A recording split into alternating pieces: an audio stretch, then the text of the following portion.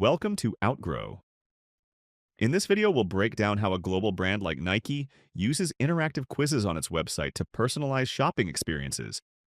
Nike doesn't just sell shoes, they guide customers to the right product. On Nike's website, you'll often find quiz like Running Shoe Finder. These experiences ask simple questions such as, how will you use your Nike shoes? Choose your event. What distance will you race? Refine your results based on these answers. Nike instantly recommends the most suitable shoes and increases purchase confidence. This is personalization at scale.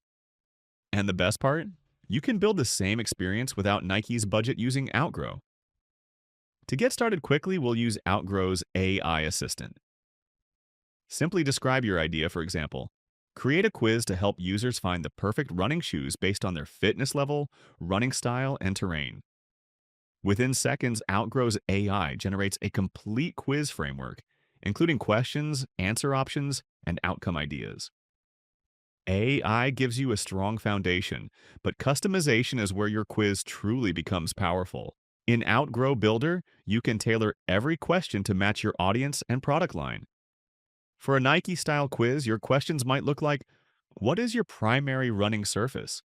What is your foot arch type? What is your running experience level? What is your average weekly running mileage?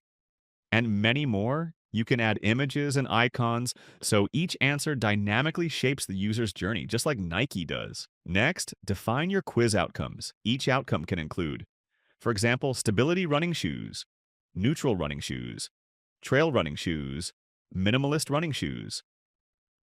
This is where your quiz directly turns engagement into revenue. Before publishing, preview your quiz across desktop, tablet, and mobile. Once you're ready, hit publish. You can embed your quiz on your website, landing pages, or product pages. Ready to get started? Start building smarter, more engaging experiences today with Outgrow. Sign up to try it now.